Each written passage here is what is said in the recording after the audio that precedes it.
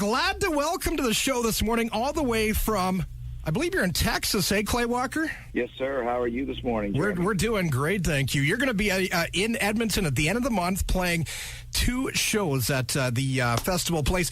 You've been to Canada many times in your career. Fair to say this has been a second home to you? Yeah, I mean, I believe I've kept Tim Hortons in business. Nice.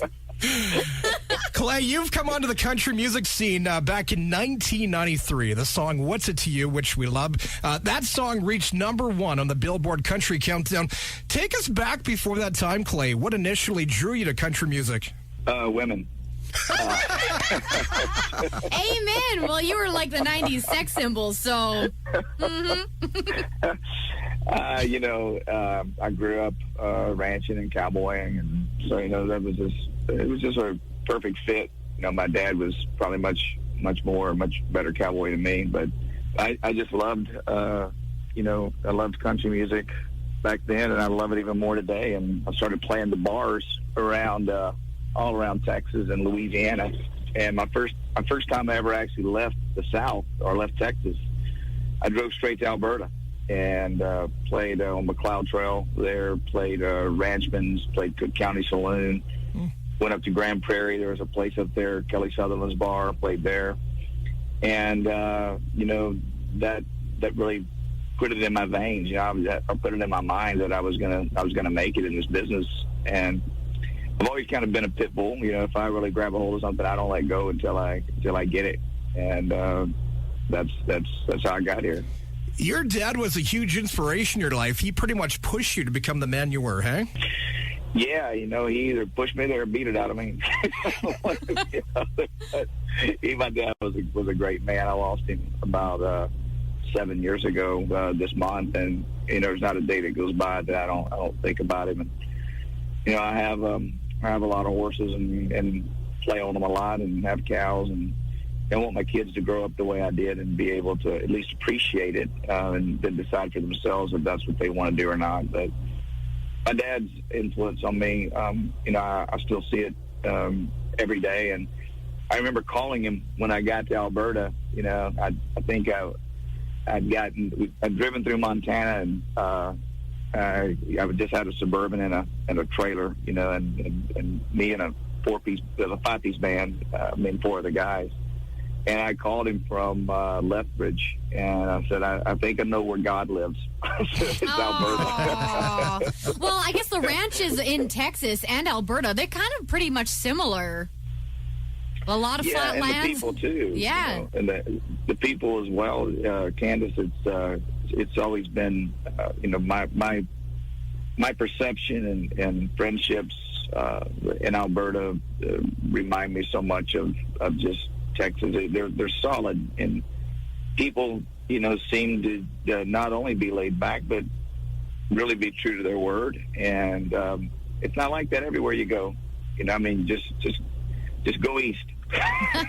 It's a little different, and I'm just very happy that I cut my teeth in Alberta and some in Saskatchewan. But just Canadians are just really good folks, and I'm proud to call some of you guys friends. Clay Walker on CFWE right now. Clay, you've been a huge inspiration for many of those living with multiple sclerosis. You were diagnosed when you were 26 with MS, and despite the grim news, you kept going. You refused to give up. You started a foundation band against MS and have spoken and played at many benefits.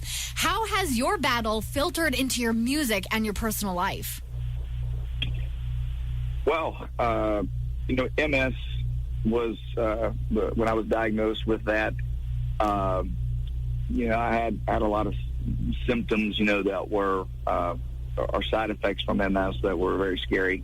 I was in Calgary actually, and it was April 1st, April Fool's Day. Terry Clark and I were playing at the Saddle Dome, and she sent me a ticket about, I don't know, maybe 6 months ago. She says, "Remember this?" It just like it hit me like someone punched me in the face. I saw, she sent me a picture of the ticket. I looked and I said, "Wow, do I remember that?" That's the day I was diagnosed with MS. So, oh my goodness.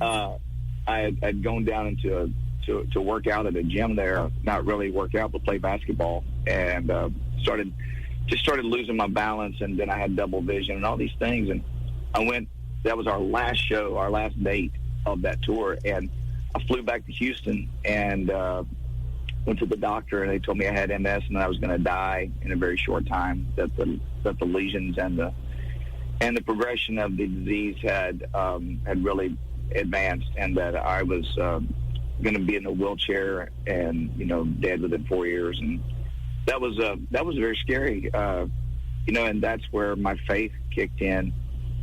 And just the last year I was meeting with my doctor, and, that was 22 years ago, 1996. Yeah, it was 22 years ago, April 1st. So this year will be celebrating 22 years. That's awesome. And I asked him, how things were, and he says it's a miracle. And I said, why is that? He goes, because I've never had a patient. He said thousands and thousands and thousands of patients. He said that were diagnosed with the symptoms and the lesions you were. He said, and not to have any progression. So. There's only one place miracles come from, and we know where that is. Mm-hmm, that's right. Your wife Jessica as well has played a huge part in your life too. Hey, she's helped you along the way. My wife Jessica is the most smoking hot, beautiful wife, caretaker, mother, just my everything. Every day I wake up, I thank God I have her, and awesome. It's a blessing, to be in love like that, and have someone love you back. And I think that's what I sang all those songs about.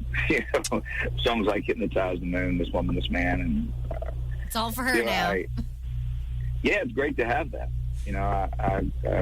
I don't know a lot of people that do. And that's why when we do concerts, I see people, I can spot different couples, that have special memories with some of my songs.